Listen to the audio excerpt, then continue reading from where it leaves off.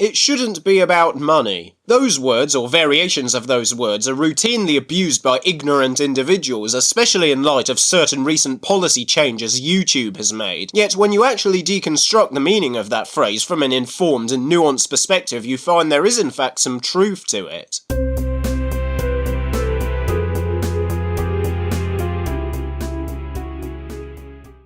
Contradicting one's past views or judgments is something that often gets heavily frowned upon in society when it really shouldn't be. It's not unusual to see politicians come under fire because of an apparently conflicting statement they've made a number of years previously, for instance. For no good reason, clumsily tried to turn the same critical lens on me based on the fact I'd admitted to compromising with some of my scripts, and later said every point I make has substance. When you break them down, these statements don't actually contradict, but even if they did, you've still got to consider that a lot changed during that period, the upshot being that I've had increasingly more time to spend on both the fandom and on my channel. The point is that things do change, and people adapt. Stubbornness is not a virtue, and the best people stay open-minded, constantly re-evaluating their perspective. Want an example? At one time I was probably guilty of the attitude that creative pursuits are rewarding enough on their own and financial gratification is not necessary. Then I grew up and realised that money is not about posh mansions or fancy cars, it's something you need simply to put food on the table and a roof over your head. It is not a superfluous luxury. To avoid confusion, I prefer to substitute the term money with livelihood. Everyone should be given the opportunity to earn their livelihood and put food on the table doing something they are dedicated and enthusiastic about, and if you believe otherwise, you are one of those miserable little shits who wants to grind the rest of the world down with them. Now, I'm not suggesting for a moment people shouldn't work, but there's a tweet from Mad Munchkin that fits appropriately here. Don't aspire to make a living, aspire to make a difference. Now, Mad Munchkin is an artist and creator you'll see accused of being corrupt, greedy, and all kinds of other nonsense, when in reality she is someone who does work very hard and does so out of passion. The phrase, "it shouldn't be about the money," is true, but not in the way most people think it means. Recently, another perfect example of what I'm talking about fell onto my radar. I'm not gonna draw you a picture,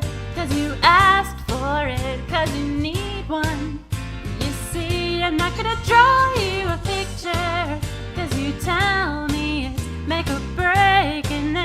Burgundy Patches, originator of the horrendous neologism Bronypreneur, is some pony I have a lot more patience for than I might have done at one time. From the moment she burst onto the scene, she has been nothing if not transparent about viewing her content as a business venture. Yet when you actually look at her work, you find one of the most passionate and dedicated creators out there. Burgundy is a professional in the true sense of the word, not a killjoy spouting pretentious cliches like "don't take it personally" and "work isn't the place for friendships," or someone who lets problems fester out of some misguided fear of drama. Rather an enthusiastic, hard worker who genuinely cares about her craft. She will also be the first to say that if your heart's not in YouTube and you are doing it solely for the money, you're not going to get anywhere, and that's how it should be. The decision to restrict monetization to channels with over 1,000 subscribers and 4,000 hours of watch time in a year may be a reflection of YouTube's ongoing preference for screwing over their smaller creators, even though they are not the ones causing all the bad press. However, it does have an upside. Criticize it all you like, but it will be a deterrent to those who look to the platform for a little easy cash but aren't prepared to put the work in for it. Because only those serious about YouTube, be it as a hobby or as a job, are likely to ever hit 1,000 subscribers. Now, there are of course alternative sources of income for those below the threshold, like Patreon, but in order for that to be fruitful, a channel must still have a dedicated following of some size, which again requires the kind of perseverance that doesn't generally come from purely extrinsic motivating factors, and that's a good thing. Those who do intrinsically care enough to put in the time and effort of their own accord deserve to be financially rewarded the most. And for the Mad Munchkins and Burgundy Patches of the world, YouTube's change will have little impact. Yes, it's not about the money, and that is exactly why they have earned the right to be paid. This is Midnight Chimes, signing out and reminding you it's okay to be a drama pony every once in a while.